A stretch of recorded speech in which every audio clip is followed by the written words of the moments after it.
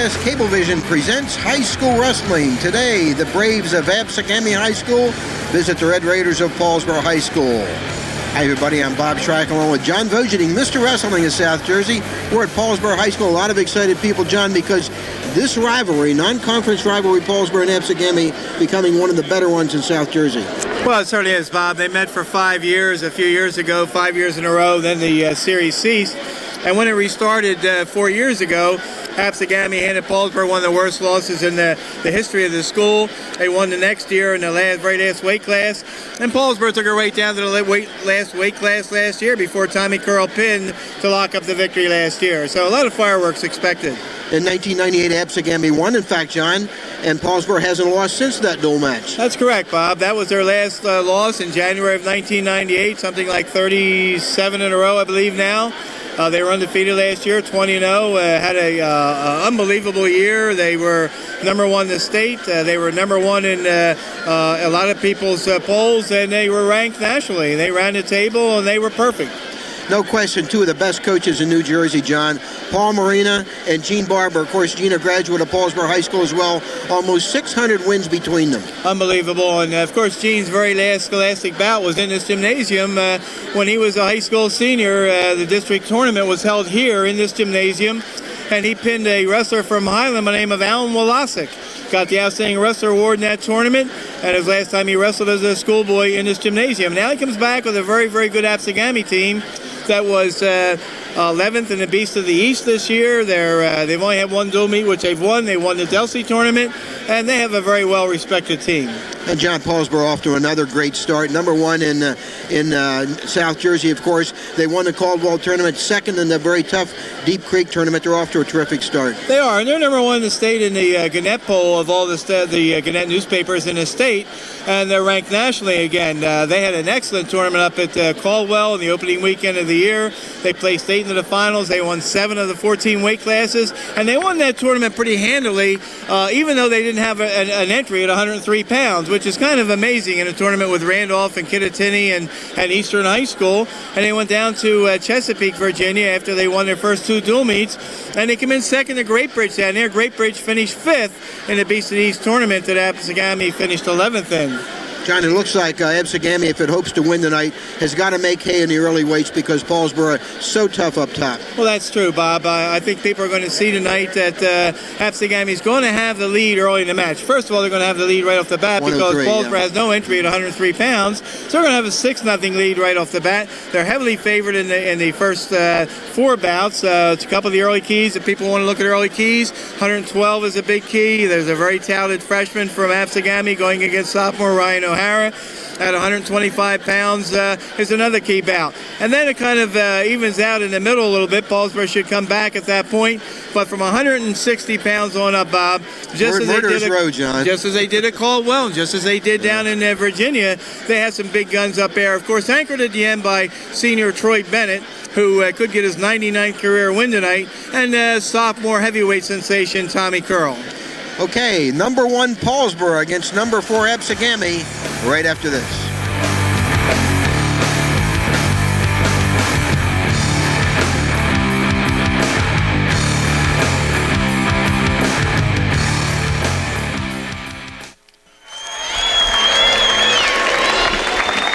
Yes, sir. John Vogeding and Bob Shryock at Paulsboro High School. The Braves against the Red Raiders. High school wrestling non-conference action. And we're delighted to bring it to you here on Comcast. This has just become a terrific rivalry, and what a job the coaches of these two teams have done, John. Outstanding. Gene Barber, of course, as we mentioned in the intro, coming in, a career record of 313 wins, 93 losses, and 3 ties in his career as a coach. And that sounds outstanding until you look at Paul Marina's record of 282 wins, 7 losses, and 4 ties in his 15th year now as a head coach. We're going to have a forfeit at 103 pounds. Paulsboro does not have a 103-pounder this year, so Brian Dempsey of Absegami will win by forfeit. Orville Wilson, the referee for today's matches, and he will raise Dempsey's hand. And just like that, Absegami off to a 6-0 lead, so we'll move on to 112 pounds, where a couple of Ryans match up. Ryan Bridge of Absegami, he's a freshman, and Ryan O'Hara of Paulsboro, he's a sophomore with matching 6'3" records. Well, 6'3" records, but I would say Ryan Bridge probably had the tougher competition so far. He was 8th in the Beast of the East tournament, 1st in the Delsey tournament. His losses were to a wrestler from Blair Academy. Pretty one-sided loss, but then he also had close losses against a wrestler from Germantown, 3-1, and Northampton, 5-3. Ryan O'Hara, 6-3 this year, 30-10 in his career now. He wrestled varsity last year. He was 3rd up at Caldwell, 4th down in Deep Creek, a district runner-up and 4th in the region last year. And Bob, they have wrestled a couple years ago in the younger ranks, and Ryan Bridge beat Ryan O'Hara 8-5. Bridge showing a lot of aggressiveness early. In no score, we've wrestled 20 seconds in the first period.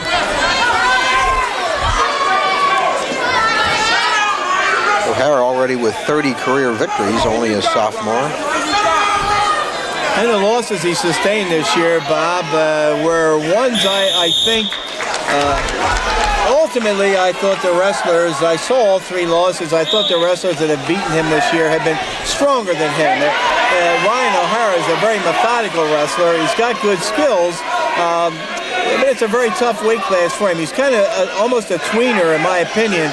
Probably should be at 103 pounds. It probably was 105 pounds. It might be easier for him.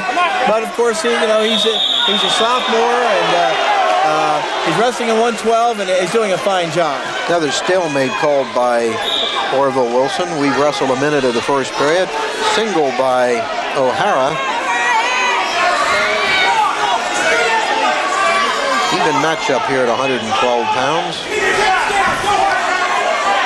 Absegami must pick up a lot of points in the early matches because, as we indicated in the pre-match show, Paulsboro is so tough in the upper weight categories. 35 seconds to go, scoreless first period. Almost, I was just going to say, almost a situation with another stalemate, and Orville Wilson calls the stalemate. Orville, of course, one-time wrestler at Delsey High School, I believe, and he was a coach at one time at Delsey High School. Now an administrator. He's a principal, a high school principal. Single by Bridge.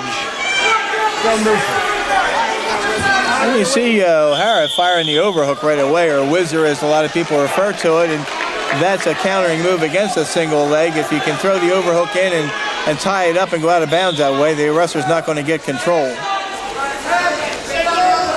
12 seconds in the period, still no score.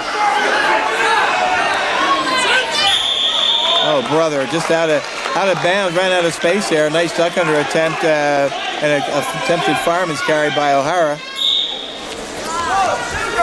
4 seconds in the period. So Bridge of Absegami, O'Hara, Paulsboro, no score in period number 1. Full packed house here, of course, at Paulsboro High School, as there always is for a wrestling match. Got to come early to get a seat at the Paulsboro wrestling matches. O'Hara on the bottom to start the second on the whistle, period. son. On the whistle. Let him get set. That's it. Take your time. Stay set. Okay, on the whistle. On the deep green. That's the voice of Orville Wilson. We have him mic'd for today's matches. This is a very key sequence for O'Hara here, Bob. When he lost down in Deep Creek, the last match he lost 2-1. He was taken down in the first period. He lost the match by a 2-1 score. He's got to be able to come off the bottom. And he's in a precarious position here where he can be tilted. He's got to be careful. 30 seconds into the second period, we're still scoreless.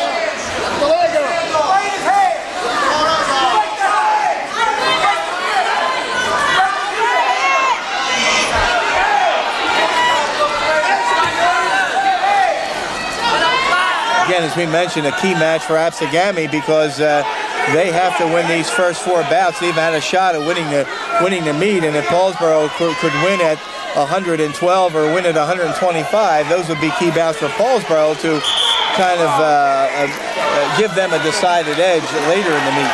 John, I haven't been too many years when Paulsboro has forfeited a weight class as they did at 103 tonight. That's true, Bob. They've generally been able to put a full lineup out. A few years back, there was a situation where Paulsboro had one of the upper weights they couldn't fill, which is kind of unusual. Nice stand-up switch by O'Hara, and he's got 2 points. Now there's for the a reversal. Point to the match. They come with 50 seconds to go to second. Nice move by Ryan O'Hara, and he leads 2-0. Very methodical wrestler, Ryan O'Hara. This is key now. He has to break the man down to the mat, and he's got to tie him up.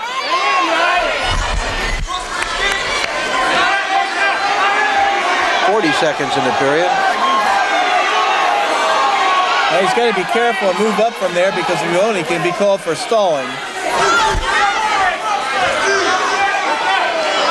He's thrown his hip in there. He's got a stalemate call. Good call because neither wrestler was in an advantage situation there. 27 seconds left in the second period. 2-0 lead for Paulsboro's Ryan O'Hara. We're at 112 pounds. You got a caution call on Paulsboro. Okay, I'm waiting for you to get in there, all right? Get in there right, okay? Now you're allowed 2 cautions, Bob, before it costs you. Good job by O'Hara. 18 seconds to go in the period.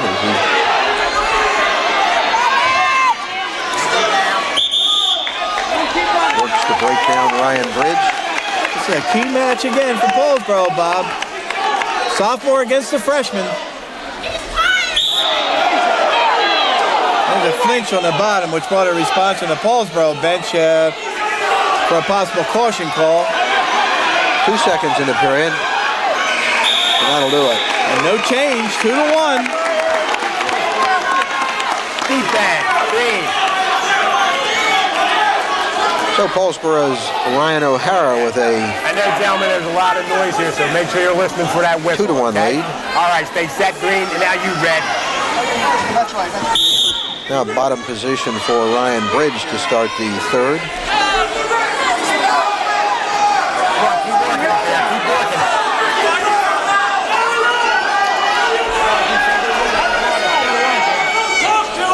Oh, my. A methodical ride by O'Hara, Bob.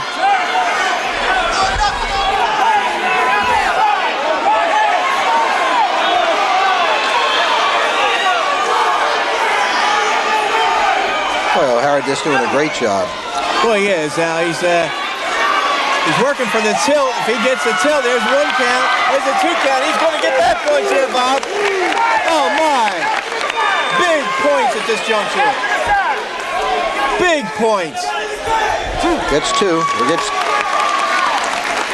That's a 4-0 lead, and that could be as good as a 40-point lead at this juncture. Little surprised so far, are you, John, at O'Hara's performance? I'm not surprised because he's a sophomore. He's been through it 1 year. Ryan Bridge is a freshman. As talented as he may be, that year of varsity experience pays dividends. Well, this is one of the ones that Absegami had to win. Right now, O'Hara is in the driver's seat. 4-0 with 1:08 to wrestle in regulation. Very, very determined effort by O'Hara. Oh, my! Oh, brother! Oh, brother! Got it! Oh, wow! What a big pin at 59 seconds by Ryan O'Hara of Paulsboro, and the Paulsboro fans and the bench erupt.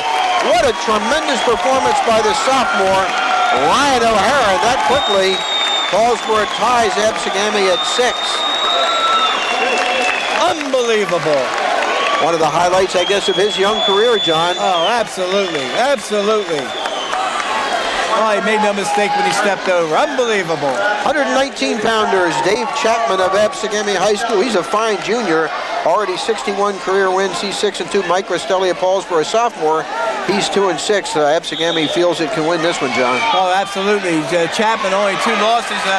He was first in the Delsey tournament, 3rd in the state at 103 pounds last year, and just that quick he gets a takedown.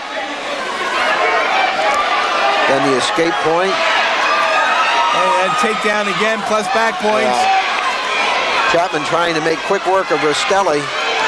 Only 20 seconds into the match. Oh, my. Big match for Absegami here. This is one of the 6-pointers they were depending upon, too. 7-1 already for Dave Chapman. 7-2 with a second escape. Minute 13 left in the first, but a lot of action as Chapman has been all over Rastelli trying to get those 6 back that O'Hara won for Paulsboro at 112. Well, that was huge for Paulsboro. There's another takedown.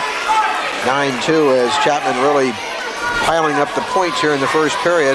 Rastelli, a really gutty wrestler. He's a sophomore, 2-6 this year. 7th in the Caldwell tournament. Did not place down at Deep Creek. Got the courage of a lion, Bob. More back points. Deep trouble. Oh, my.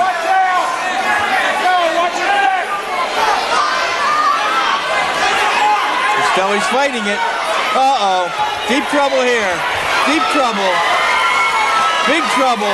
Plenty of time in the period. Oh, my. That was Rastelli just trying to avoid the pin, but still 25 seconds in the period. Oh, my. He got him.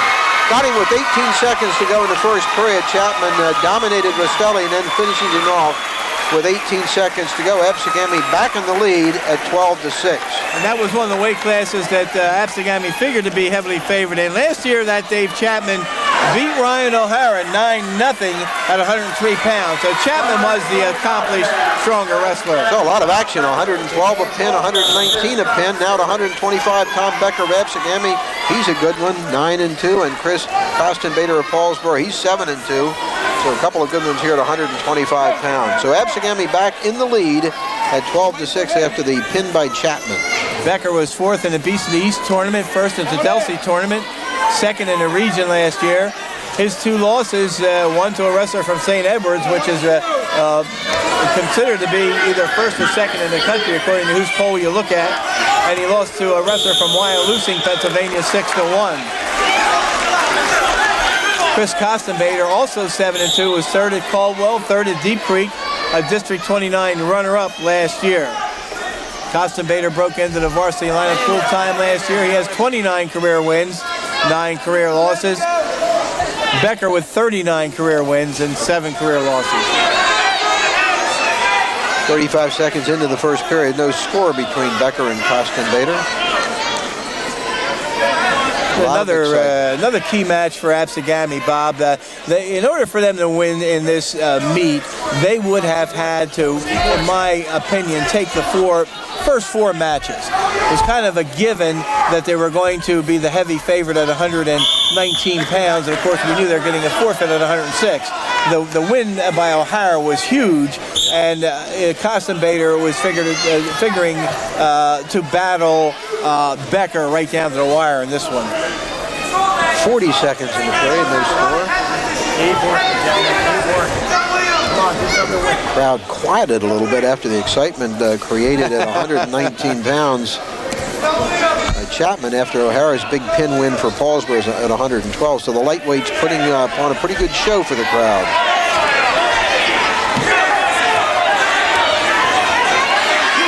Spin behind for the takedown. Nice job by Becker. Gets the jump with the 2-0 lead on the takedown. With 17 seconds to go, he got that.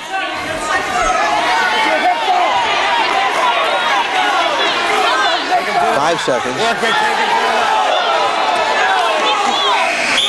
Excellent effort by Becker maintaining control, and he takes a 2-0 lead over Chris Costenbader into period number 2. A year ago, Becker wrestled 112 pounds, and he pulled a big upset for Absegami last year by beating veteran senior Matt Hunkler 7-5 in overtime. Okay, I want you to get on him easy and in the hand in this area, okay? Stay set, Red. Now you, Green. Hear the caution there? Bottom position for Costenbader to start the second. And the point relinquished by Becker. It's 2-1 for Becker. And that's an intentional escape. Becker just kind of pushed him away. Figured he took him down once, he can do it again. Keep working. Circle in. The one big trait about Costenbader that I've seen the last 2 years is that he's a relentless pursuer. He had a big win against Sterling last year for Paulsboro by wrestling the full 6 minutes. He got points that decide the match in the last seconds of that match. But he's going to go 6 minutes. Becker trying to maneuver for his second takedown and gets it, and it's 4-1 lead for Tom Becker of Absegami. So the escape he permitted turns into another takedown and a 4-1 lead. Set. Now you breathe. Freestyle use start. Are you ready? Freestyle start. Okay, stay set. 4-2 as Becker again elects to let Costin Bader go. And he'll look for a third takedown here. We're at minute 10 to go in the second.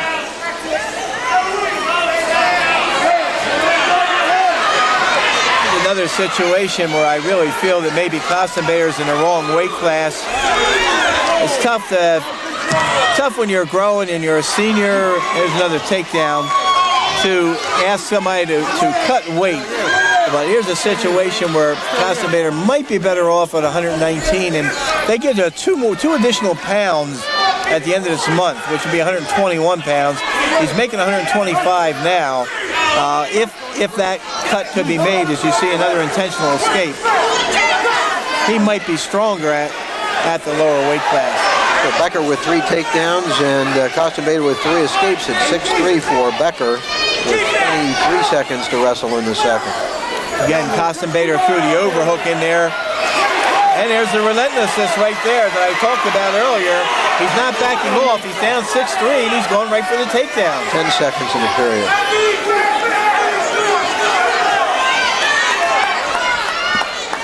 Three seconds. So Absegami's Tom Becker with a 6-3 lead over Chris Costin Bader after 2 periods, all 6 points by Becker on takedowns. Absegami leading 12-6, hoping to extend that lead here at 125 pounds. Set, son. Red. Costin Bader's got to break his man down. He's got to get a first move, break him to the mat, try and set up some kind of a pin combination.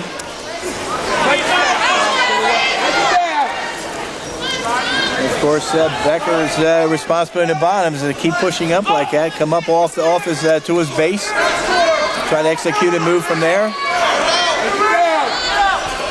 20 seconds into the period.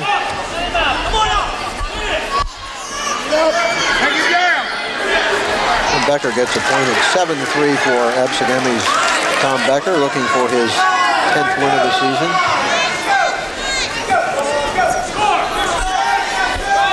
Costin Bader trying to get in a single, couldn't do it. Of course, Absegami needs as many bonus points as they can get, so what Becker's going to be trying here, right now it's a regular decision. He needs a few more points to get an 8-point lead to get a major decision. Right now only a 4-point lead, and Costin Bader very close hanging in there. Very close to getting a takedown on the side there. Of course, he wouldn't have got it in, I don't think, on the mat because he pulled the man right down on top of himself. Got to be careful of that. Minute 1 to wrestle. But again, taking the shots. He's not, he's losing and taking shots. That's all you can ask of a wrestler. And Becker maneuvers in for his 4th takedown of the match and now has a 9-3 advantage with 45 seconds to go. And with a 6-point differential, he'll let him go again and again trying to get that additional team point or more. So it's 9-4 with 37 seconds left. So this is a plus for Paulsboro in a match like this if they were to lose just by regular decision, because Absegami needs bonus points, especially after losing by fall. There's another takedown, another escape permitted. It's 11-5. So with the takedown here, he gets it up to 8 points. And that would be a major decision. Right. 17 seconds to do it. So what Becker's trying to do now is to get another takedown and then hold on for a 4-pointer. And he'll do just that. Outstanding job by Tom Becker. 7 seconds to go, and he'll try to hold on now. But no, there's the escape. And that was not intentional. That was a big escape by Costin Bader just before the buzzer. 13-6 win by Becker. Absegami 15, Paulsboro 6. We'll take time out from Paulsboro High School.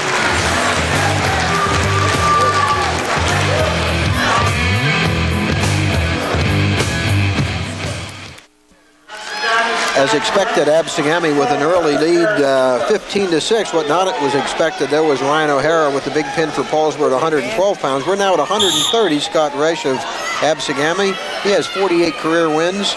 And Karis Cooper, an outstanding freshman for Paulsboro, 8-1. Those outstanding underclassmen keep coming along for Paulsboro, John. Oh, they certainly do. And, of course, Scott Resch is an underclassman, too. He's a junior, 4-2 this year, first in the Delsey tournament. He was a district champion at St. Augustine Prep last year, transferred over to Absegami. His losses this year were to Nazareth and to Bald Eagle in that Beast of the East tournament.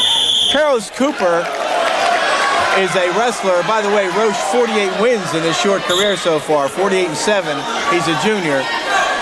Karis Cooper, on the heels of Seneca Cooper and Jared Cooper, thrilled many a fan here at Paulsboro. Cooper 8-1 this year, won the Caldwell tournament as a freshman and was third at Deep Creek, Bob. He lost to the #1 seed from Great Bridge High School in Chesapeake, Virginia, 3-1. Got the single, trying to convert it into a takedown, but Resch able to get out of bounds. Minute 8 to go in the first period. This is one of the most exciting freshmen I've seen in a long time, Bob. We saw him on the football field back in the fall. Only a freshman, has great speed, great agility, and he has a mind that's unbelievable. I think he's a sounder wrestler, much more advanced wrestler as a freshman than Seneca or Jared were in their careers. Has a chance, does he, John, to become one of the Paulsboro greats if he continues to improve at this pace? Without a question in my mind. I mean, he's going to be a 4-year starter, and he's going to take him places. You know, the little guys, of course, they grew up to be big guys, too, but the little guys, they have a future. Seneca Cooper right now is at Rider University, battling to try and get a starting spot there. He was 2 years at Gloucester County College, was a national runner-up for Gloucester County College. Doesn't handle himself like a freshman. Oh, how about that nice, for a takedown? Nice ankle pick. 2-0 lead for Cooper with 21 seconds to wrestle in the first, and he is quick. Brother, that's what I was saying. He is so fast. So fast, and he's tenacious. 10 seconds in the period. Come on. Now, what he wants to do here, just break him down, ride him out here at this point. Don't do anything silly, follow him. It's okay. Good move on the foul. That'll do it for one period. So a slick move by Cooper converted into a takedown, and he leads Resch 2-0 after one period. And he's a strong little dude, too. Defense. Cooper. Absegami with a 15-16 lead. They got a forfeit at 103, won by pin at 119, and by decision at 125. But this is not unexpected that Absegami would have the early lead. Not at all, because everybody remembers that when you talk about Cooper, a lot of people have some disappointing memories. 2 years ago when Absegami beat Paulsboro 34-30. You see Roche using his experience. How about that effort by Cooper, though, to fight it off, avert the reversal, but the point escaped nonetheless by Resch makes it a 2-1 lead for Cooper. 2 years ago down in Millville when Absegami beat Paulsboro 34-30, Jared Cooper was leading Mike Hampton in their match and ended up being disqualified for stalling. He just sort of like hit a brick wall and couldn't make any moves, and he just got called for stalling 1 point, 2 points, and finally disqualification. Minute 15 in the second. Good match. 2-1 lead for Cooper.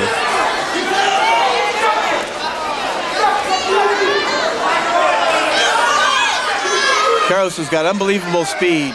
Unbelievable speed. He has a duck under. It's unbelievable when he executes it right.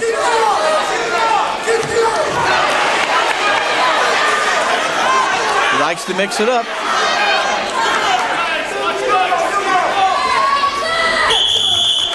This is a good match at 130 pounds. Resch of Absegami with more experience. He's a junior, 48 career wins, but all he can handle from Karis Cooper, who leads 2-1. Make some contact. Get in there. Let's go. Double. Look at that speed to get inside. He'll take his time with this. Potentially dangerous, yeah. Oh, good call by Wilson. 30 seconds to go in the period, and kind of an interesting match, John. Yes, it is. And see, Cooper got in deep on that double right away and picked the man up, but then he lost control of what he wanted to do, and it became a potentially dangerous situation. he'll learn to use his speed from match to match, and he has. When he executes, he can beat some of the best. 10 seconds in the period. A tight one here at 130 pounds. Got to give Resch some credit, John, because Cooper's showing him a little bit of everything. 5 seconds to go in the period. That'll do it for 2.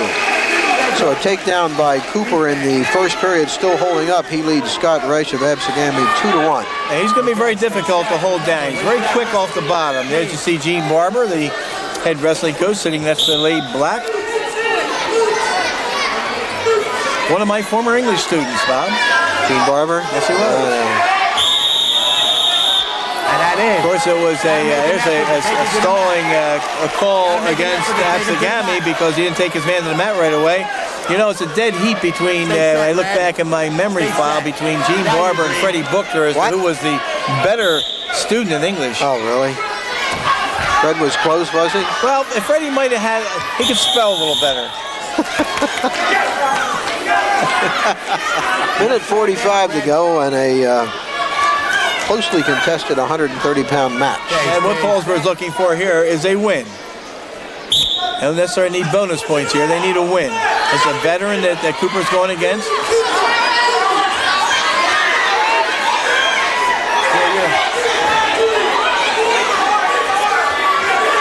Still control for Resch. Do something with it, come on. And what Cooper's got to be careful of here on this, if Cooper's brought back and his back is exposed, he got a potentially dangerous. 119 to go. If his back gets exposed, a near fall count can start, and of course 2 near fall points would beat Cooper. He's got to remember here to explode off the bottom.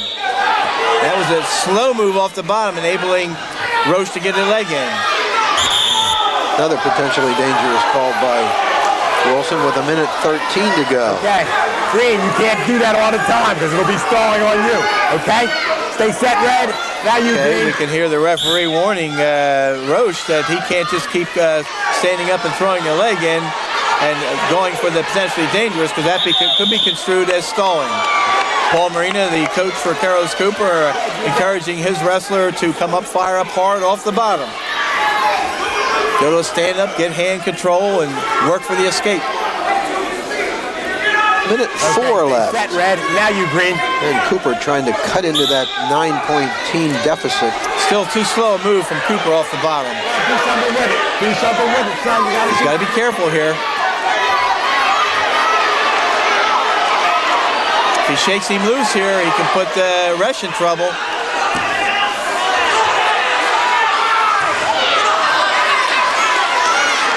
Cooper's battling to get out. 40 seconds to go. If he breaks the hand control, he can get an escape here. Couldn't break the hand control. Got to come right back up. There he popped the hips and got right out.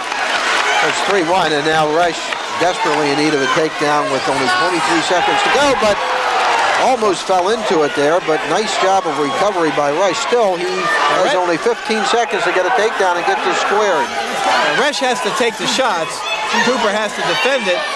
Cooper has to be careful not to be too defensive and get taken down himself. 5 seconds. And Carlos Cooper of Paulsboro High School will hang on for a 3-1 victory over Scott Resch. And that reduces Absegami's team lead to 15-9. And that's a big win, Bob. As a freshman against a veteran, that's a big win. So now we move on to 135 pounds. Got another couple of good wrestlers. Paul Vaccaro of Absegami and Greg Gross of Paulsboro High School.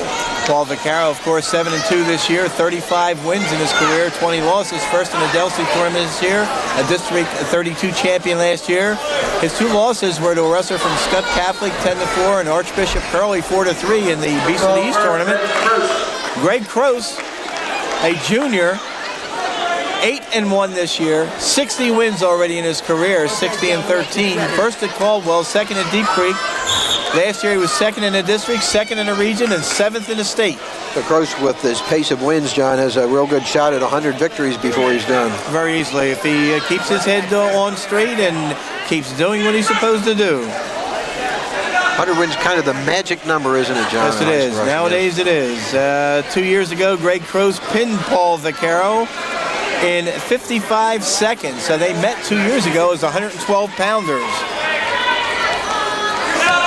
Last year, Croce wrestled Vaccaro and beat him 9-4. So he pinned him the first year, beat him by a regular decision last year. Vaccaro closing the gap. Minute 20 to go in the first. No score, Vaccaro and Croce. First time that Croce has wrestled at 135 this year. Bob, he's been at 140. He got a stalling warning.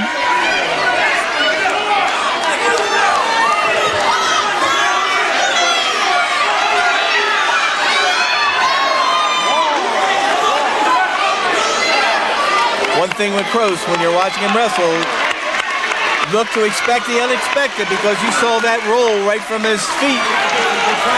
And he gets the takedown. Croce leads at 2-0 with 45 seconds to go in the period.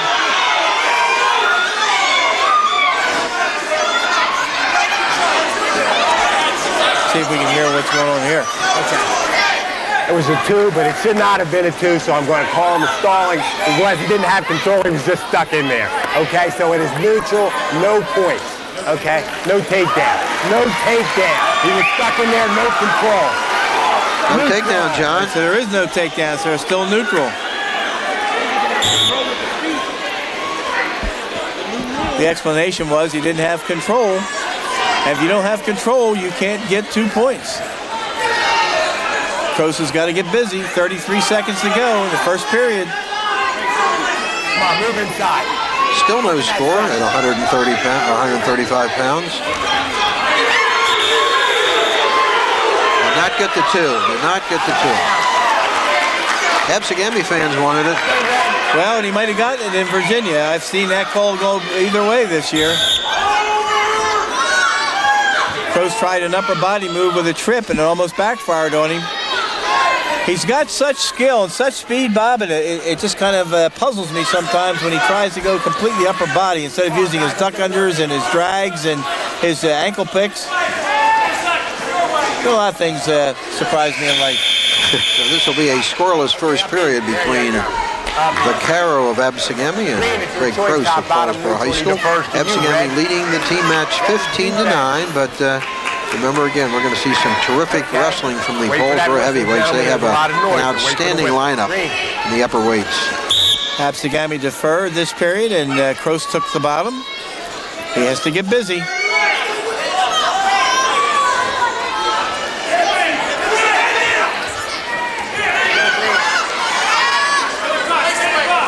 It's the third year in a row these two wrestlers have wrestled each other. 2 years ago, Croce pinned Vaccaro. Last year, he beat him by a regular decision. Right now, it's 0-0. So Vaccaro doing a good job. Only 35-20 for his career, but a nice 7-2 record so far this year. There's an escape by Croce. And he leads at 1-0. In on a single. If he'd come up, pick that up, and come up. Now he gets out the back door.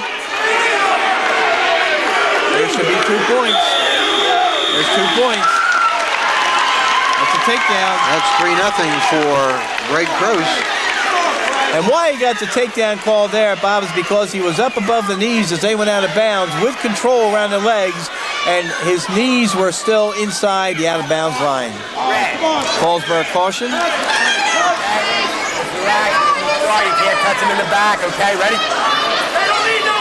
So Croce trying to win his third straight over Vaccaro with a 3-0 lead, a minute 10 to go in the second. And gives him the escape. And it's 3-1. You give it to him, you better have a plan of attack to go after the takedown.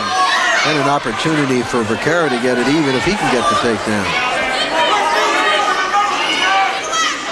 Come on, circle in. Let's go to work here.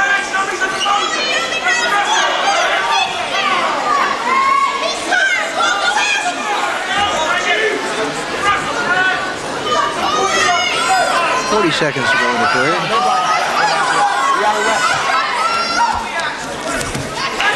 Single by Vaccaro.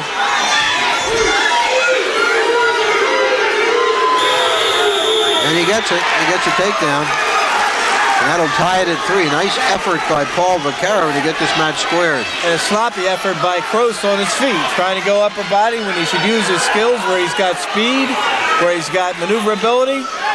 Try to go upper body and it cost him. 29 seconds in the period. Very sluggish on the bottom.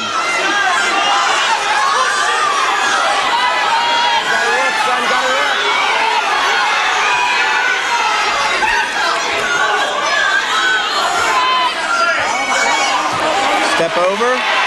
Got him in trouble. Nice step over. Oh, my. Almost like he was playing possum. Oh, brother.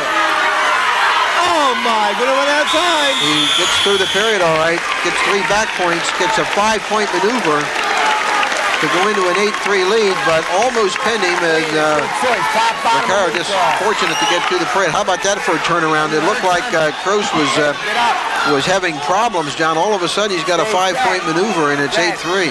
Almost looked like he was playing possum on the bottom, and he let Vaccaro do the work of getting a little bit high, and then he just used his expertise to just hip over. It gives the intentional escape. Last time he gave him an escape, he got taken down. Let's see what happens this time. 8-4 now for Greg Kroos. So a pivotal point in the match for Vaccaro. He desperately needs a takedown. Again, you see Kroos going upper body. Stalemate call by Orville Wilson. We're going to go back to the center. Let's go, Red. Minute 36. Greg Kroos of Paulsboro with an 8-4 advantage.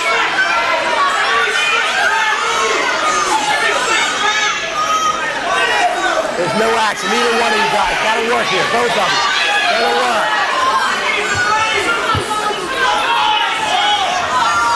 Minute 20.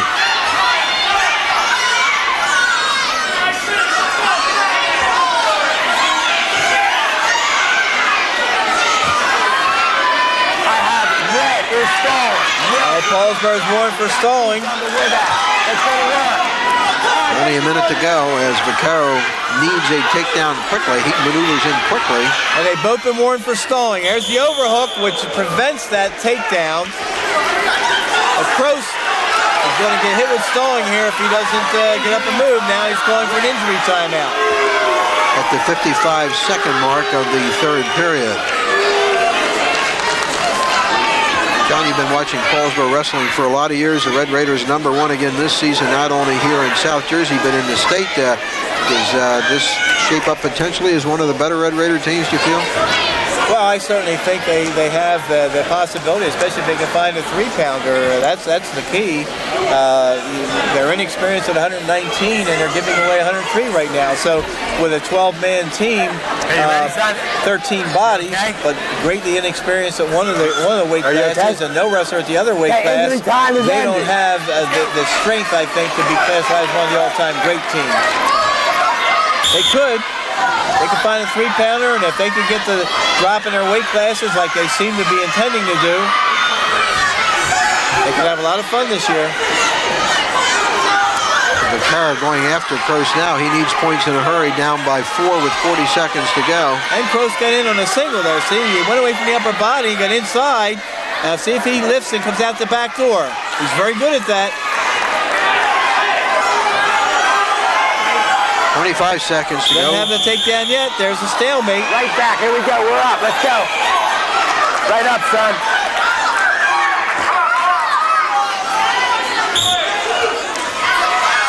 Kroos doesn't want to back off. If he backs off, he's going to get hit with a stalling point. 15 seconds left. Let's go. Kroos just trying to hang on now. Leading by 4, 8-4, 10 seconds. 5 seconds to go, and it looks like Greg Kroos of Paulsboro will hang on and defeat Paul Vaccaro of Absegami for the 3rd consecutive year. And Paulsboro with 3 more team points. Absegami with a 15-12 lead. We'll be right back.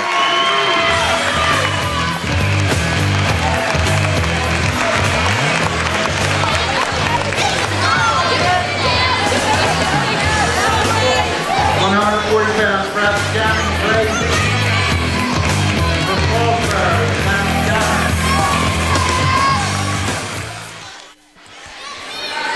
John Vogeding, the Vogue, along with Bob Shryock from Paulsboro High School. Absegami's lead now just 15-12 after the three-point decision win by Greg Croce at 135 pounds for Paulsboro. We're at 140. John Ray Weed of Absegami. He's a good junior against Zach Aaron, only a freshman for the Red Raiders. And Ray Weed, 7-2 this year, 53-19 his career. First in the Delsey tournament this year.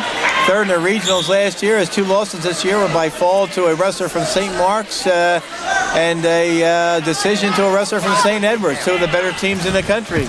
Zach Guerin was in the lineup early in the year. He's 4-1. Gets a nice takedown there. He's 5th in the Caldwell tournament. Lost a wrestle off to Tommy Giorgiani, and that's why Giorgiani wrestled at Deep Creek and Guerin did not. When Croce dropped, that opened up a spot for Guerin, and that might be the stronger part of their lineup. Zach, of course, the brother to Scott Guerin, who's a freshman at North Carolina State this year and was the state champion for Paulsboro last year. And Zach, the freshman, with the takedown and a 2-0 lead on Weed. And he's very methodical on top. He has a lot of his brother's traits on top. 45 seconds to go, first period. Zach Aaron with a 2-0 lead for Paulsboro. He got high.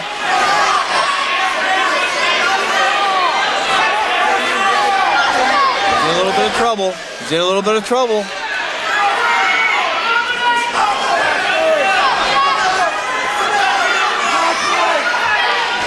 Aaron's going to give up the escape here. So point for Reed. It's now 2-1 for Zach Aaron with 17 seconds to wrestle in the first.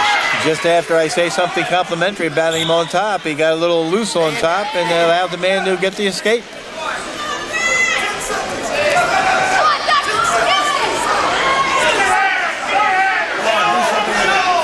Scott Guerin, of course, was a 3-year standout at Oakcrest High School before the family moved to Gibbstown last summer. Scott had an unbelievable year last year, undefeated, state champion, now wrestling in the varsity for North Carolina State. Quite an accomplishment for that young man. Zach trying to emulate his older brother, and he's off to a pretty good start in his freshman year at 4-1, looking for win number 5 today. Second period, 2-1 lead for Guerin. And what you have here is experience against a lack of experience on the varsity level. Still control for Zach Aaron.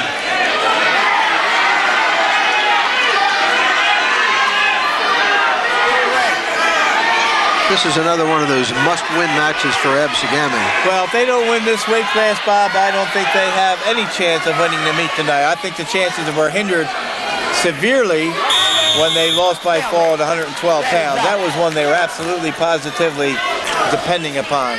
And Paulsboro has not lost a dual meet since January the 10th, 1998, losing to Absegami. Absegami.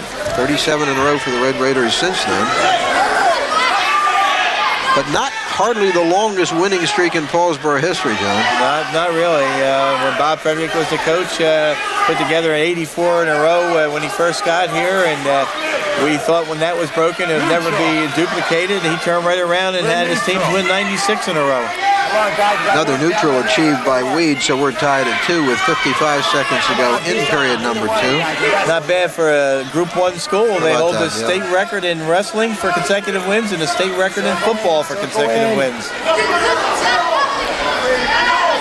45 seconds to go in the second. 2-2 tie. 41 seconds in this period.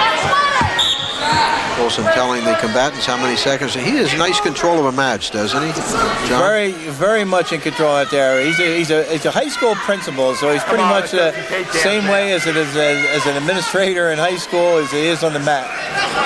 In control. And he tells him what he wants to see. He's going to have to call stalling if he doesn't see action. 15 seconds to go in the second.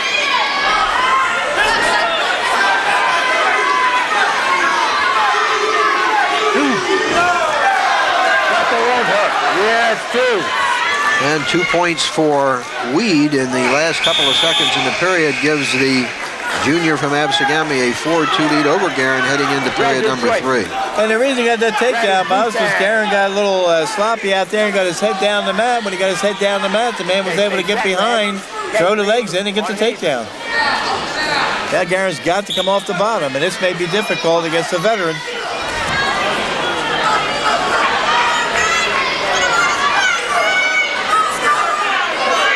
Absegami 15, Paulsboro 12. You gotta work it, man. Just hang in Paulsboro has there. not led in the match. Coach Wilson talking to the wrestlers.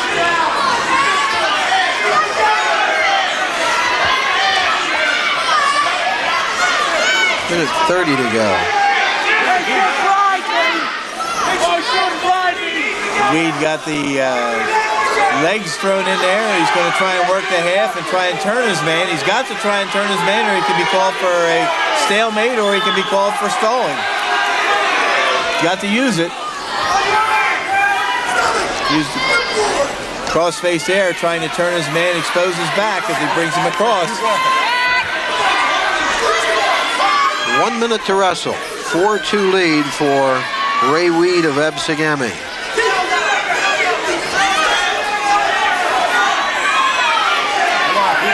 Keep working. Nice job by Weed in the top position here in the third period to maintain his lead. Use it. Keep working it. Keep using it. 30 seconds to go. I see what Guerin does on this next position here now, Bob. He's got to explode off the bottom. He's got any kind of a chance of coming back from a 4-2 deficit. And he has 28 seconds to do it.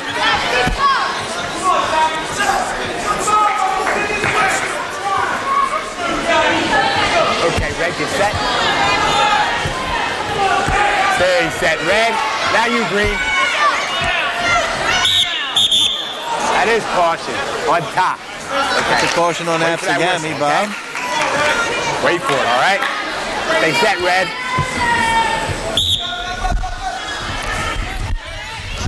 Guerin's got to come out. Trailing by 2 with 22 seconds to go.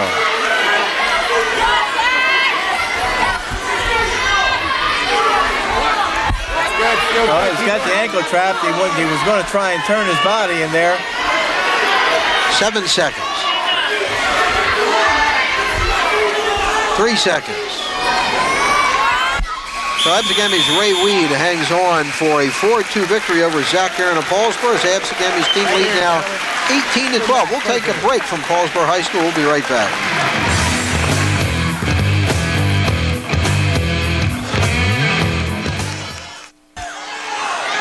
We're at 145 pounds. Kyle Capella of Absegami is a freshman. And Tom Giorgiani of Paulsboro, his combatant in this match at 145, John.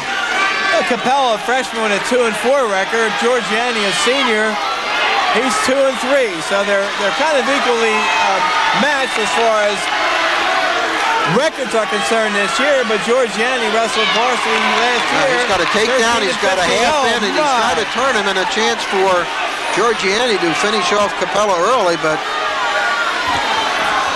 2 back points make it a 4-0 lead for Paulsboro's Tom Giorgiani. And that's going to push DJ Cam up against Lay Black. DJ Cam has lost 1 dual meet in his varsity career, a 4-year varsity career. He'll have his work cut out. And we'll be seeing one of the great wrestlers in the East Coast in Lay Black, won't we, John? That's for sure. Keep working it. 50 seconds to go in the first, and Giorgiani has jumped out to a 4-0 lead over Capella. Well, he's got that arm trapped in there, which is referred to here at Paulsboro as the Hamilton ride. He gets that in the middle of the mat, and he can maneuver the man to his side. There's several different pinning combinations that can come off of that. See if, when he breaks him down here, see if he goes right for that Hamilton ride again. Little background, John. Why is it the Hamilton ride? Well, I think that comes from years ago when Marvin Hamilton and then Tyrone Hamilton followed each other here, and it became a move that they made work very successfully. They refer to it in other parts of the state as the ball and chain, but the Hamiltons were so successful at it, and worked it so well that it just caught on. Here's the Hamilton ride. Of course, Hamilton's one of the magic names in Paulsboro wrestling, John, along with a lot of others, but they're right at the top. The Hamiltons, the Suitors, the Marinas, the Dukas, all some great wrestlers from those families. There again, you see he has that arm trap, and see you can lift the man with that. When you lift the man, it opens up a half. You can reach across and grab behind the elbow. You can get tilts out of it. A lot of things you can do with it. 10 seconds to go, all Georgiani here in the first period. I think what Paulsboro was looking at here at this juncture was that Georgiani would have the experience on Capella and could maybe get extra team points, bonus points, and hope that DJ could battle Nate Black to a close decision. To you, Red. So we've wrestled one period here at 145 pounds with Georgiani holding a 4-0 lead. Absegami still in the team lead at 18-12. Paulsboro has not led, and we are in the 8th match of the night. The closest that was 6-6 after the surprising pin by Ryan O'Hara. As you see the escape. So it's 5-0 for Georgiani. Looks in for a double. Not yet. Yeah, he's got it down because he knocked him off his base. He knocked him to his butt. That brings the takedown. It's 7-0 for the Paulsboro 145-pounder.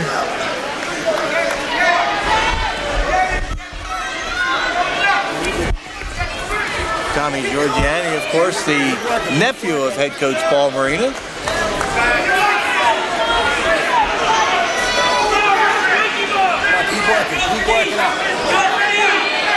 I think Mrs. Marina is sitting rather close to you tonight, isn't she? Yes, she is. Might a little interesting little sidebar there. There's a stack from that Hamilton ride. Oh boy, Capella avoids what could have been disaster there. Very hard to pin with the stack, but you see what else it opens up.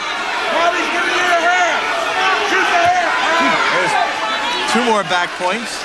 9-0 lead for Georgiani.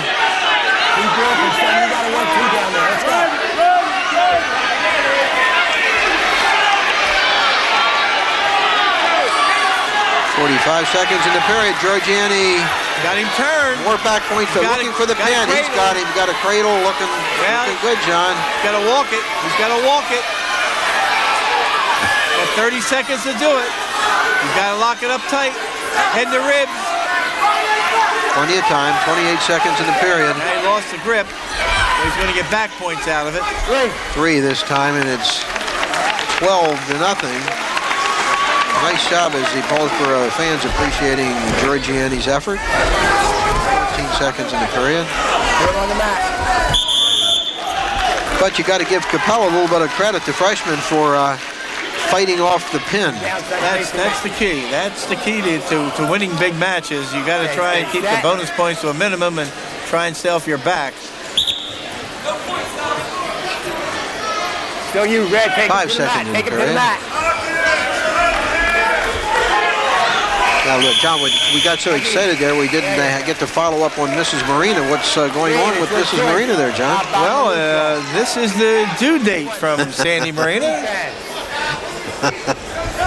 And we're all kind of hoping she waits till after the 275-pounders, right? It makes me nervous. I'm not used to that. There she is. Yeah. Calm, cool, and collected. I know when Big Rig was born, I dropped Betty off to the hospital. I went to get a bite to eat, and I came back and they told me I was a father. I thought you were going to say you went to a wrestling match. Minute 45 to go in the third, and it's been all Georgiani. He leads 12-0, and now in a position to get at least 14 points. Well, he's got that Hamilton right in there again. Let's see what he does with it. If he lifts it, it's going to open up the half. If he drives the half, he's going to turn him over. You got to work here, Green. Let's go. Minute 20. We got a stall warning underneath to Capella. That's pretty tough. That's a tough call. You know, again, the man on the bottom has to fight the battle off the bottom, but guy's got your arm trapped between your legs. It's just like cutting the legs off of a table. The table's going to go uneven. You Red.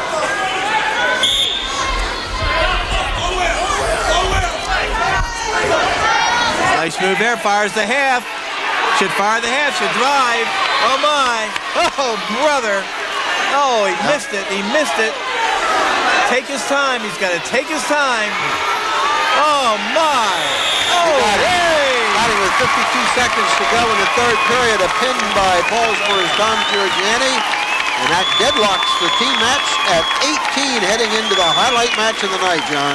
That's amazing. Laid Black, DJ Kama. Tell us about this one, John. Oh, this is going to be exciting. Should be exciting. Laid Black, one of the best wrestlers ever to come out of South Jersey, made the All-Century team that the Courier Post ran this year, even though he's got a year left. 8-2 this year, 116-3 in his career, 3-time district champion, 3-time regional champion, 2-time state champion. The only year he wasn't a state champion, he was third because he got beat by Larry Smashy of Delsey in the Super Regionals. Wrestled back to get third. It does have 2 losses this year to Ryan Bertrain of St. Edwards in Ohio, who won the Beast of the East tournament. His other loss, that was 7-5. Other loss to John Housekeeper of Solanco, 4-2. Two of his 3 career losses in the Beast of the East tournament, John. That's correct. The other one to Larry Smashy of Delsey, who went on to win a state championship that year. Larry Laid Black sophomore year. DJ Kama, a starter and a fixture in this lineup since his freshman year. He's 7-1 this year, 81-14 in his career. He was first at Caldwell, second at Deep Creek. Last year he was second in the districts. At Deep Creek he was third, fourth, second, and second in his 4 trips there. At Caldwell, he was fourth, third, first, and first in his 4 trips there. Has 1 dual meet loss in his career, Bob. 1 dual meet loss his freshman year to Ryan Barikian, who's a senior this year at Sterling. Nice job by Kama. But John Black has an opportunity to beat one of the most coveted records in South Jersey wrestling history, and that would be the career win record held by Matt Paulsboro wrestler of some note. Matt Suter, right? Yeah, who's here tonight, home on break. Well, not home on break. He's out of school. He's in chiropractic college out in Georgia. He is here this evening to watch his nephew. Laid Black, 116 wins, the state record established by Suter, and he got a stalling warning on Paulsboro. The state record, 138 wins. So Laid Black is 116, aiming for 139. And he's on target to do that, isn't he? Well, he needs 23 wins, and Absegami figures to get into the sectionals. Whether they can go all the way to the states, which would provide him with another couple of opportunities, remains to be seen. Let's get set. 26 seconds in a scoreless first period. Black, the father of a psychologist, and his brother, his freshman brother, is in the lineup at 189 pounds. Jeff Black, we'll see him later, a freshman. Bigger than Labe. He must have got to the table faster than Labe did when he was growing up. Stay in there, gentlemen. Work right in there. 15 seconds to go in the first. Very methodical attack by DJ. 5 seconds. And that'll do it for a scoreless first period. Nice job by DJ Kama as he holds Black to a scoreless first period in this battle of outstanding seniors with 197 career wins between them, John. Yes, and you know, I have to think, I didn't talk to anyone, but I have to think that this was DJ's choice to do what happened tonight, because they both weighed in 145 pounds, DJ and Tommy Giorgiani, and he lets Black go, doesn't try to ride him. It's 1-0 for Black. So I think DJ probably could have done the same thing to Capella that Giorgiani did. I think he probably could have gone out there and gotten the fall. And I don't think the meet's in any jeopardy at this point. So I don't think that the outcome of the meet was dependent upon winning or losing the Laid Black. So I have to think that this was probably DJ's choice. DJ is second in the districts last year, and unfortunately did not make weight for the regional tournament last year. So he didn't get an opportunity to wrestle in the regionals. But he's had a career. He's been a mat rat since he was in grade school in Paulsboro, Bob. He's also got a chance to hit 100 wins, John. Yes, he does. Yep. He was sitting there with 81 career wins coming into tonight. And of course, when you grow up, as Kama did, with his mother coming from the Suter clan that produced Jack, and then Freddie and Timmy and Jason and Matt. Great wrestling tradition. A lot of of respect if you saw it there. Yes. I don't know if anybody caught it, but DJ tried to throw. They went out of bounds. It wasn't successful, but Black landed on top of him and helped him up off the mat. And DJ gave Black a little pat on the rear end there. Nice sportsmanship. A lot of Good to see respect. that. A lot of respect for each other. 50 seconds to go in the second. The only point, Black on an escape to start this period. He leads 1-0. Two of the very best in this one, Laid Black of Absegami, DJ Campbell of Paulsboro. And Kama giving Black all he can handle so far.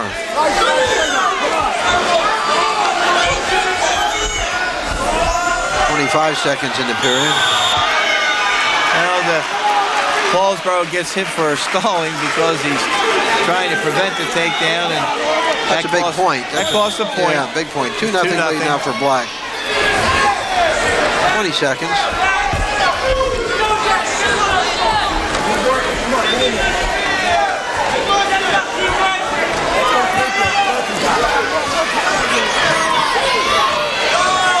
Five seconds to go, period number 2.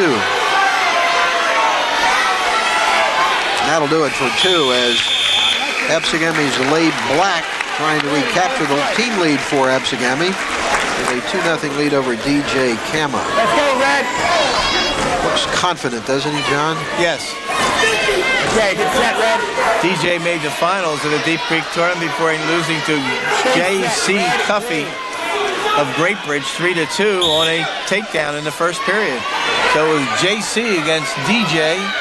J.C. won 3-2. Battle of the initials, huh? Yes. Cam has wrestled in this series all 4 years. His freshman year, he beat Mike Hampton 8-2. His sophomore year, he beat Ben Chapman 11-6. He got a stalling warning against Laid Black for riding parallel. Last year, DJ beat Ben Chapman again 6-4. As I mentioned, we started in this weight class. DJ's only lost 1 dual meet in his career. There's the escape, stand-up escape. Oh, it's 2-1 now as Kama gets his first point. Minute 30 to go, so Kama with a chance to win this match, John, if he can get the takedown. Yeah, what he has to be careful of, he has to be careful, there's a stalemate call. He has to be careful not to be too defensive and try and lure Black into something where he can take him down, because if he gets too defensive, he could get hit for another stalling point. So he's got to take shots, which he tried there, didn't finish the move. He was in, but didn't finish it. Minute 13. Now he's got to get motion. He's got the circle. He's got to get Black thinking, what's he going to come at me with next? Can't let his head be controlled like that.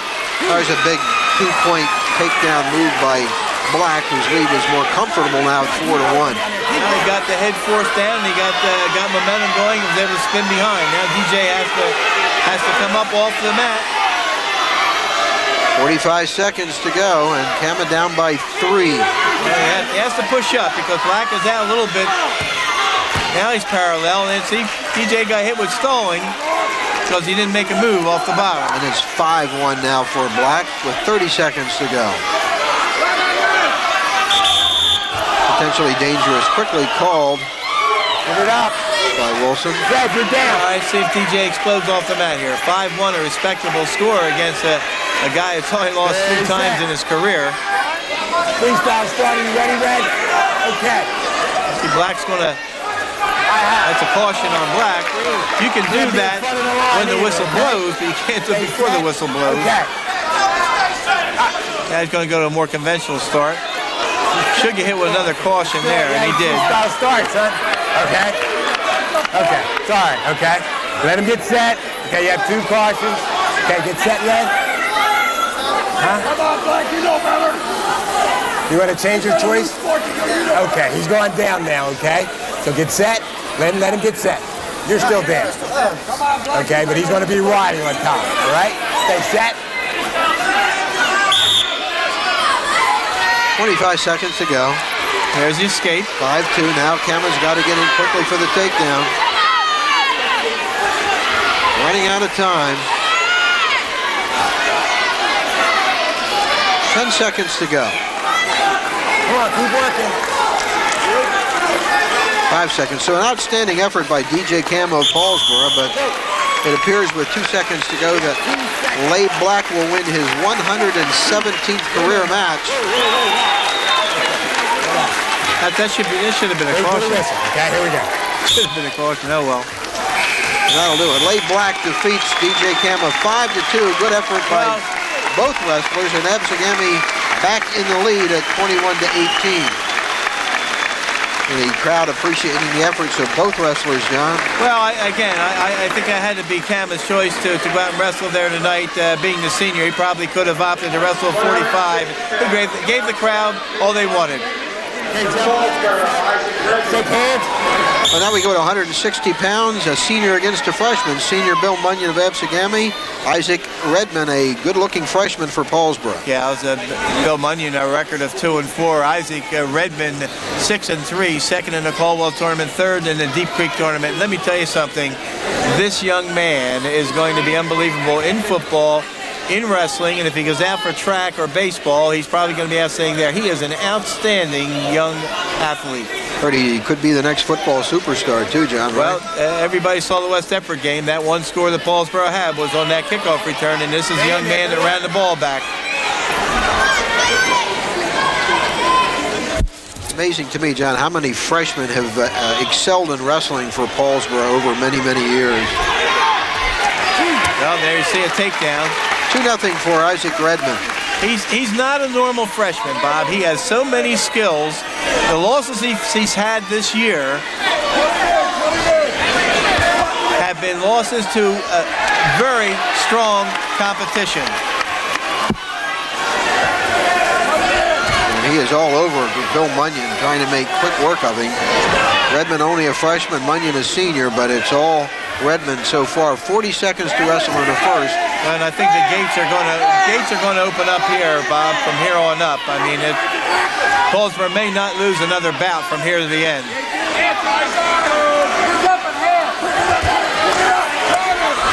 He's got that Hamilton ride in. Now he lost it.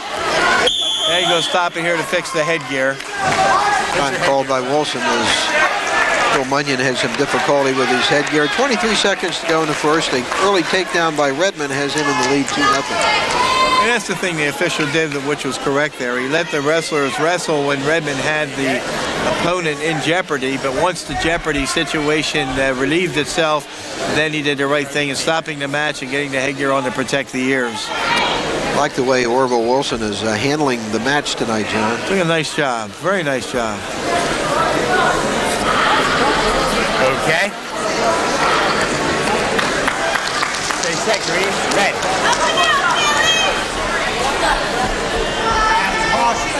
Red.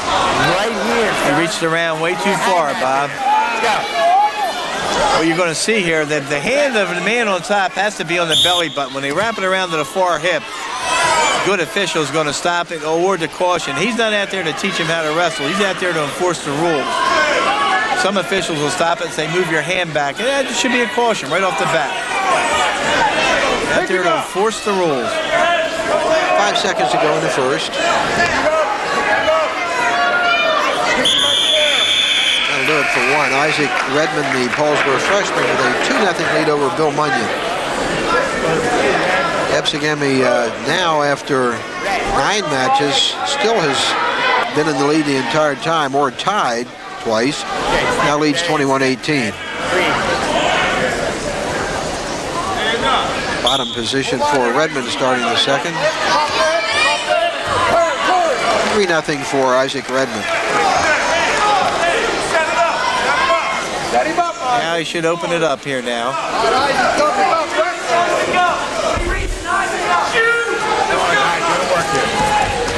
Also telling the wrestlers to go to work.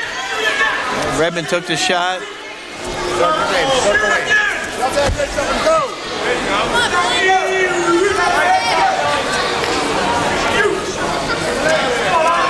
Redman with all the potential in the world, in my opinion.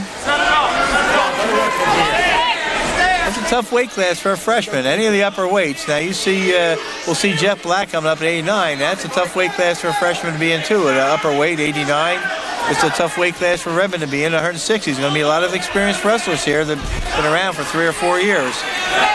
Minute 5 to go in the second. 3-0 for Redmond as he tries for the takedown. He should get it here if he takes him down in bounds. He's got to stay in bounds. There's Gets the it. 2. Nice job by Isaac Redmond. His lead now 5-0. Paulsboro's savvy wrestling fans appreciating Redmond's effort.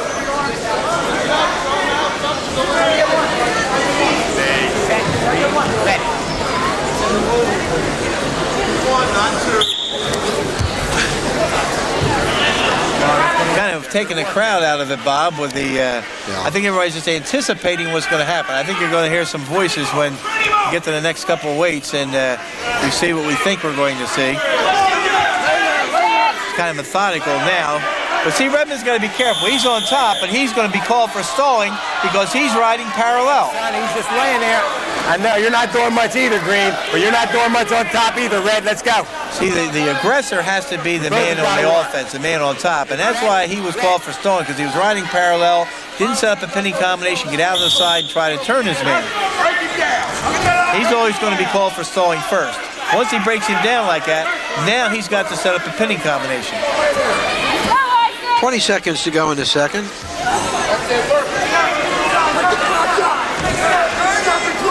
Redmond having no difficulty, leading 5-0. And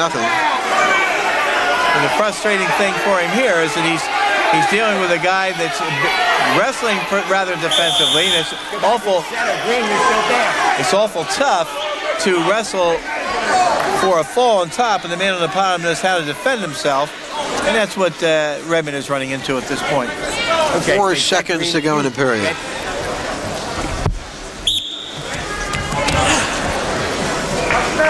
So that'll do it for 2.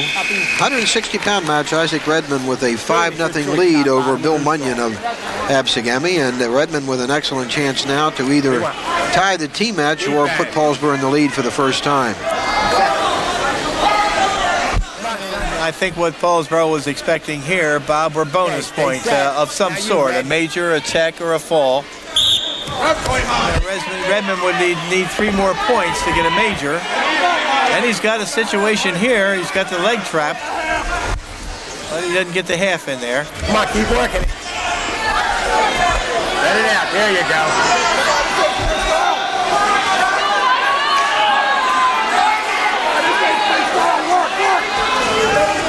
Pretty soon the bottom man can be called for stalling because he hasn't made a legitimate attempt to fire up off the bottom.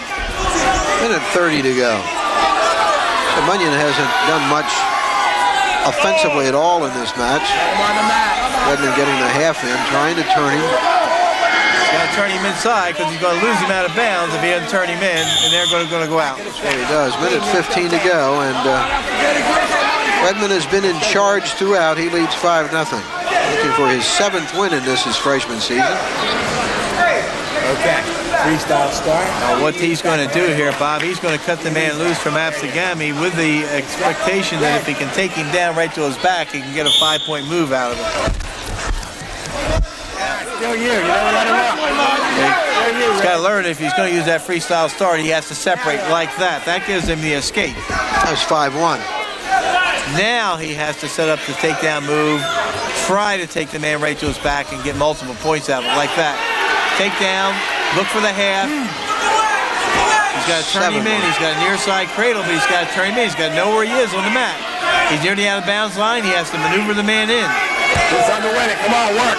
Work here. 7-1 with 40 seconds to go. Now 7-2 as Redmond permits the escape. Again, he needs a quick takedown here. Hoping he can take the man right to his back. Takes him down. Should shoot the half right there. 25 seconds to go. There's the takedown. 9-2 lead for He needs Isaac 2 more Redmond. points. There's the escape. Now 9-3. He's got to take him down again. That would give him the major if he gets a takedown. And it would put Paulsboro in a team lead for the first time tonight. Absegami stalling. He's doing no more than looking up at the clock. 5 seconds to go. There's the takedown. He gets the takedown, and that'll give him an 8-point major victory and put Paulsboro in the team lead for the first time at 22-21. We'll be back with more from Paulsboro High School right after this.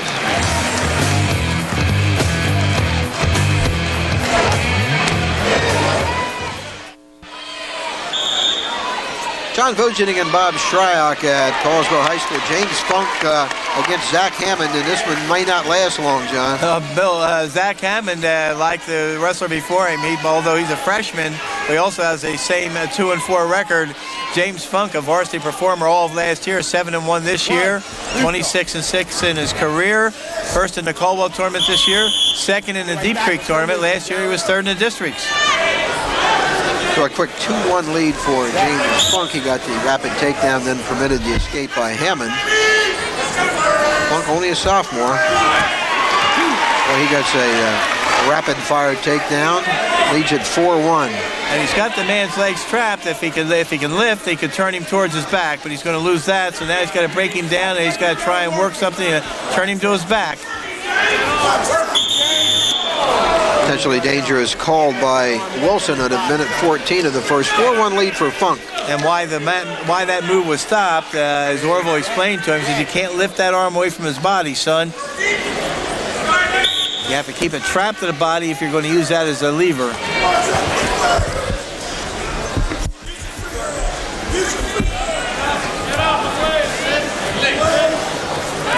Minute to go in the first. James Funk of Paulsboro, a sophomore. 4-1 lead. Loves to try and get the stack. The only problem with that, if you don't have it tight, you're not going to get a pin, and in that situation, he didn't even get a near fall. Got a 1 count. Lifting him again. He's going to get points. Right there, he should drive hard. Boy, Hammond. Oh, my. Oh, brother. Oh, just missed it. Whoa, well, that was close. 3 back points, and he's going to lose control here, I believe. 7-1 lead for Funk with 15 seconds to go in the period.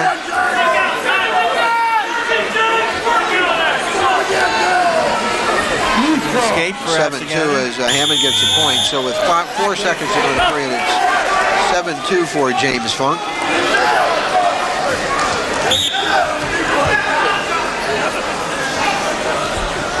End of 1. James Funk dominating at 171 pounds, leading Hammond 7-2. Paulsboro leading for the first time, 22-21 on the 4-point major by Isaac Redmond at 160 pounds. Up to that point, Absegami, he had either led or been tied at every weight class. There you see Paulsboro's choice, and he's been so dominant on his feet, he elected to go to the neutral position, and it pays off with a takedown. 9-2 lead for Funk. Loves that fireman. Guys, got to put him on the mat. Let's go back to the center.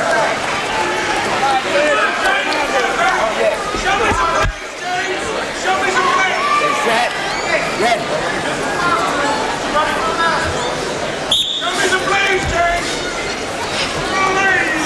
He's going to work for back points here. Hammond only a freshman. He's got his work cut out for him with James Funk.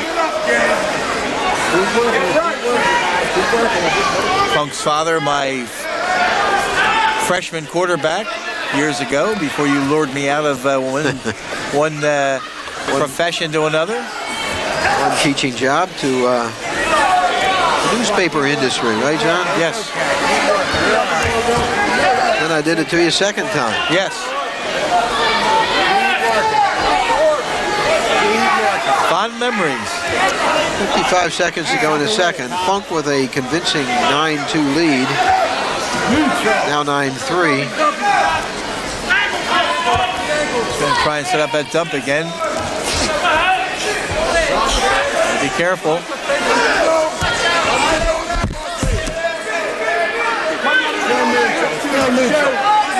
Picking up the near side ankle, cross face, and spin behind. That should give him the takedown. There's 2. Oh, there it is, 11-3. Center, green, your defense. 24 seconds. He really should try and keep him to the mat here. He's got major decision points at this juncture. He should really try and keep him to the mat for this 24 seconds and work a pinning combo from here. Are you ready? Set. Which he's not going to do. It's 11-4. Well, with that amount of time left, you got to get a takedown to justify that, which he does. Right to his back. Oh, boy. Oh, my. Just missed it. 13 to 3, 13 to 4. And he's got back points here. Near pin. Oh, my. 8 seconds If in he the doesn't run period. out of time. 5 seconds. Oh, he got got the it. ball. With 4 seconds to go in the second period, James Funk pins Zach Hammond. And that gives Paulsboro a lead of 28 to 21. Oh, my. Nice job by Funk. Is that murderer's row you were talking about, Yeah, Bob? The upper weights. Up by 7 and favored in the last 3. This will be interesting coming up. Another Black, Jeff Black, Labe's brother. He's a freshman, 3-3. Mike Mendenhall, a sophomore from Paulsboro. A nice 6-1 start to his season. Black, a 3-3 record, as you mentioned, was second in the Delsey tournament. Mike Mendenhall, 6-1 this year, 25-11 in his career. First at Caldwell, first at Deep Creek. Last year, first in the district, fourth in the region. I like to call him the Brute. He is going to be a great athlete. If he, well, he's well on his way, Bob. He started football this year. I have a hunch that Paulsboro football team will be back next year, Jim. They'll be back. They'll be back. You've got the likes of Carlos Cooper and Isaac Redmond and Mike Mendenhall and Tommy Curl coming back. That should be 2. Nice takedown by Mike Mendenhall. He leads 2-0. His only loss this year was in that dual meet to Edgewood. He lost to a wrestler by the name of Farris. I believe the score is 5-1. As you see Gene Barber looking on. They set. Yes. This match is now virtually history. Wasn't a bad performer himself, was he, Jim? Oh, he had an outstanding senior year. He was a district champion. Was a young senior, so when he got to the regionals, he got beaten in the regionals by a wrestler from Bridgeton named Ross Johnson. But probably Gene's career even took off after the high school. He went to Camden County College, became an All-American at Camden County College. Then he went to Trenton State, which is now the College of New Jersey, and he actually finished third in the Division III National Championships, which got him a ticket to the Division I National Championships, and he wrestled into the finals of the NCAA Division I Championships and finished second in the country. He was a late bloomer who had a magnificent college career, but tremendous job as a coach as well at Absegami High School. No first-class guy, as is Paul Marina, his counterpart. Without a doubt. Without a doubt. Gene, of course, his brother Larry was the first barber that wrestled. He was the South Jersey champion in 1958. Along came Butchie Barber, the late Butchie Barber, a couple of years later, and was a light heavyweight who worked the fireman's carry to perfection, and it got him a state championship. And of course, Gene came along, the baby of the family, and was a young senior, so he did not get out of the regionals, but he sure persevered, was the first one to go to college. He went to Camden County, and then, as I mentioned, Trenton State, and has just had an outstanding career. Look at that turkey put. When they lift a wrestler and throw the leg in as they're taking the wrestler down, it's called a Turk. To see a big man do that like Mendenhall shows you have athletic ability. Winding down here in the first period as Mike Mendenhall of Paulsboro has the only 2 points on a takedown and leads Jeff Black 2-0 here at 189 pounds. Paulsboro leading 28-21. Absegami, the last team to defeat Paulsboro back in 1998. Okay. And interestingly, in that series, the first start in 1987, Paulsboro won the first 5 matches when they wrestled starting in 87. As you see Mendenhall get his legs out here, if he turns in and gets control, he's going to get a reversal. That's a good job by Black, yeah. Black. He's not get his legs out, but he's going to get free. If he frees himself here, he'll get an escape. Still you, Green. Black still with control. On that first match, Bob, that was wrestled in 1987, January of 1987, Dean Duca was in the lineup, who's now Paul Marina's #1 assistant. Back to the center. Green is still up. Paulsboro won 32-21. The winners for Paulsboro are Victor Bernardino, who's here, his father is here tonight. Ricky Tucker, Dean Duca, Mark Bay, who was my neighbor for years, Joe Redmond, who was an uncle or a cousin to Isaac Redmond, who wrestled tonight, Joey Redmond, Peter Brandt. They set red. John, you were an encyclopedia of wrestling knowledge. Well, amazing. Luckily, waiting for the definitive book to come out. Luckily, I looked it up ahead of time, had it with me, but I thought it was interesting to go back and look at some of those names. I like your media guide, your Paulsboro media guide too, John. Good work. Thank you. Get an autographed copy, do I? Oh, absolutely. My mentor. Minute to go in the second. 2-0 lead still for Mendenhall. Pretty good job by the freshman Black here of maintaining his control. Forcing him off the mat, and that's going to cost him at least a stalling warning, which it does. Absegami warned for stalling. Could have been called for a point for intentionally pushing him off the mat. Paulsboro won the second matchup 51-6 in 1988. 38-12 in 89, 43-13 in 90, 47-24 in 1991, and then the series stopped. Restarted in 97, and then Paulsboro suffered one of its worst losses in history when Absegami won 42-18. Yeah, there haven't been many that one-sided, John. No.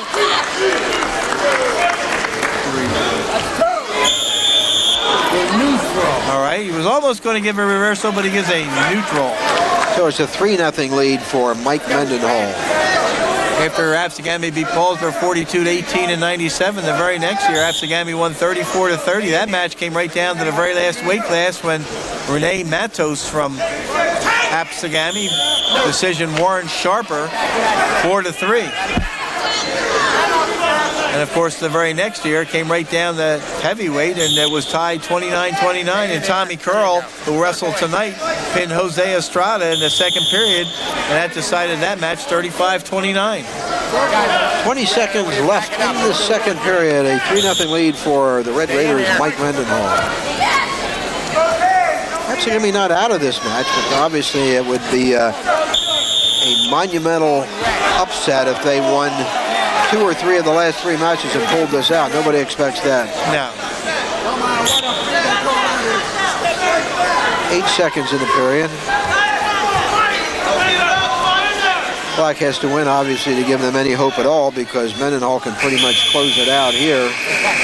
Yes, and I looked at the match going in, and I thought it could be anywhere similar to what Paulsboro did against Edgewood, 40-something to 20-something, which is what it could conceivably be tonight. John Belinsky is who's here tonight. Bob gave me this score before the match started, 41-25, Paulsboro. I think Absegami's going to get to 25, John. Well, he's going to come very close to his prediction. One of the astute wrestling followers in South Jersey. Let's go to work, guys, both of you. Wilson wants him to work a little more. Minute 35 to go, and it's still 3-0 for Mendenhall. Methodical match by Mike Mendenhall.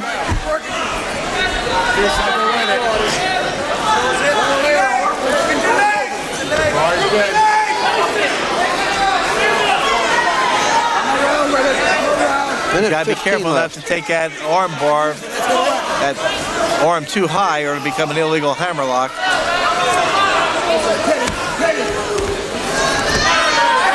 Yeah, I think Black doing the best job he can just to try and prevent any extra bonus points by Mendenhall. Mendenhall working very hard.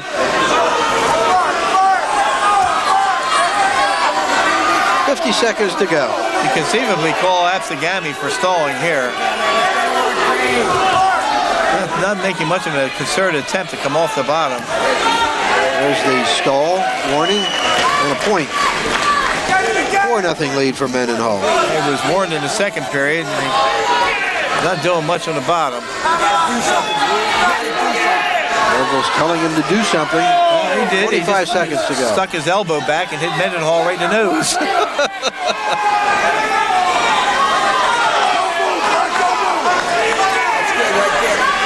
So Mike Mendenhall of Paulsboro has been totally in control of this match from the outset. 10 seconds to go, and Mendenhall will finish off Jeff Black with a 4-0 victory. Very methodical. That'll do it, and give Paulsboro a 31-21 team lead. We'll come back with the final 2 matches after this.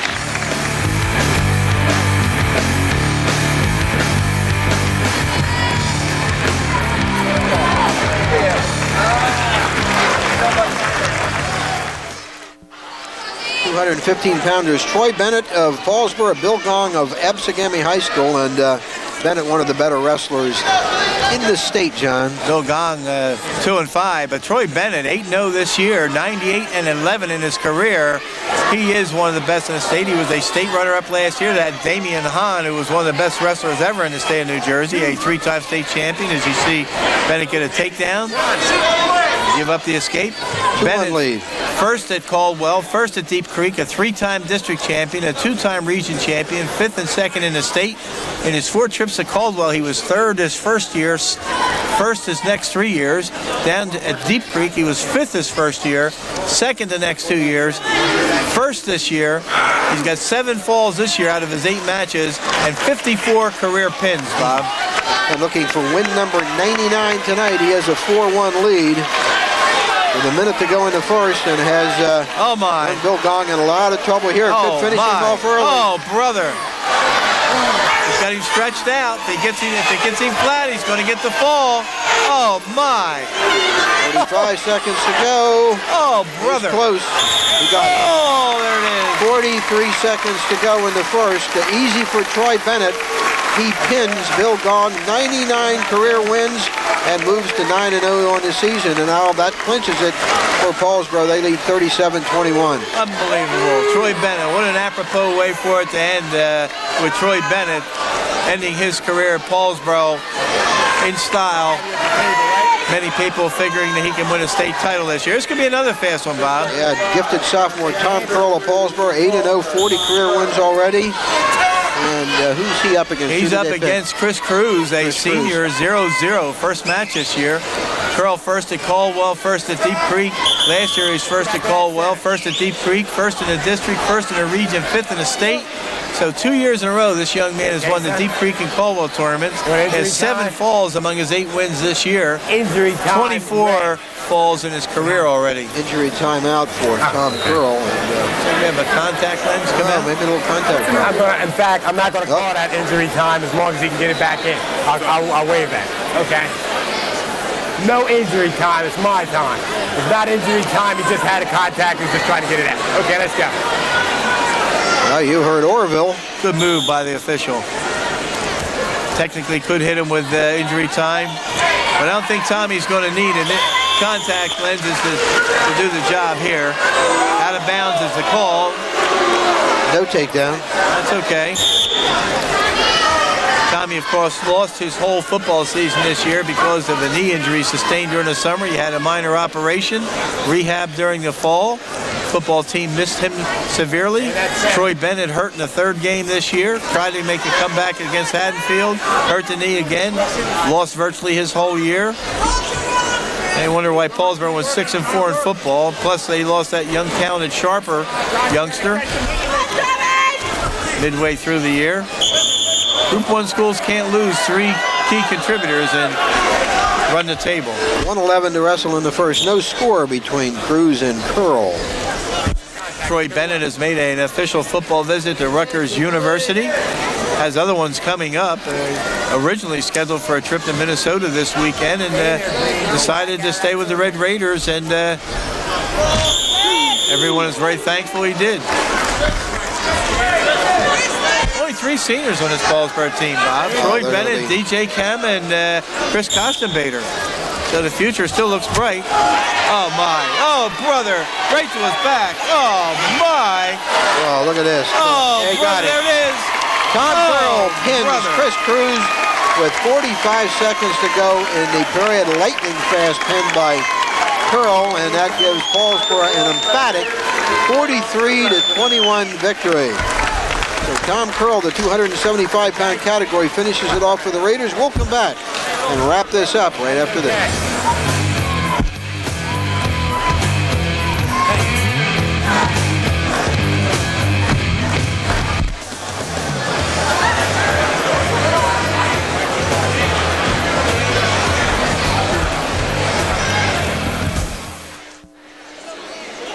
John Vogeding and Bob Shryock back at Paulsboro High School. Final score, Paulsboro 43, Absegami 21. Not unexpected, as the Red Raiders, of course, secure their number 1 position in South Jersey. Not a whole lot of surprises in this one, but I guess Ryan O'Hara for Paulsboro, John, at 112 pounds, really kind of set the pace for the night for the Red Raiders. Oh, without a doubt. Without a doubt. I think coming in, I kind of thought that might be a toss-up match because Ryan O'Hara had the full year of varsity experience, but Ryan Bridge had beaten him in the midget ranks. So Ryan O'Hara knew that. So the Battle of Ryans came down to a little bit of varsity experience and a whole lot of savvy out there. And that fall was a big fall because that tied the score at 6-6. And conceivably, that could have been another 3 or 4 points for Absegami down the line. I think that set the tempo early. Blake Black, of course, one of the best wrestlers in the East, John, wins at 152 as expected, but that was the last match Absegami won. That was the last match they won, and again, only the second time a DJ Kama lost in his career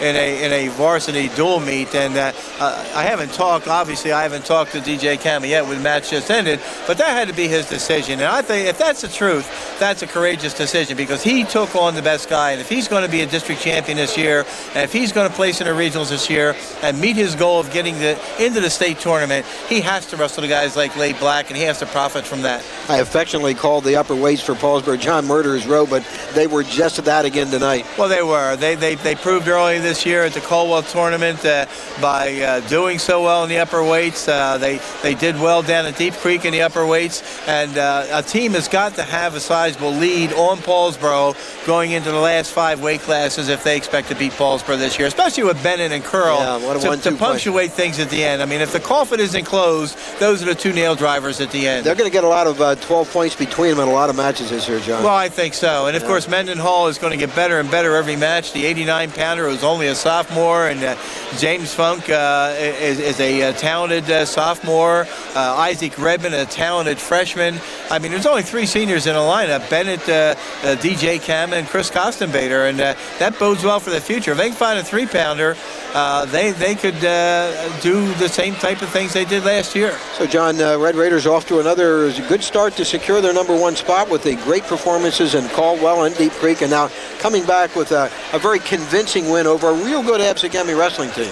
Without a doubt. This was extended a winning streak to 38 consecutive matches now. They haven't lost anybody since they last lost to Absegami in 1998, a couple of years ago. I don't think they're peaking at this point. We saw a weight change tonight with Greg Kroos coming down. He did not look great out there, but familiarity sometimes breeds contempt. And that was the 3rd year in a row he wrestled the same wrestler. And the guy's got to know your style after that. I mean, last year Greg Kroos wrestled Billy Gibbs of Clearview 4 times and lost to him in a dual meet, lost to him in a district final, lost to him in a regional final, lost to him upstate in a state tournament. I mean, you wrestle a guy that often, it gets tougher and tougher to beat the guy. John, always good working with you. Your knowledge of wrestling never ceases to amaze me. It's always a pleasure to work with you. Great job, John. Well, same here, Bob. I appreciate the opportunity myself. Okay. Final score again, the Red Raiders of Paulsboro High School convincing over Absegami. Final score of 43-21. For John Vogeding, I'm Bob Shryock. Thanks for watching on Comcast.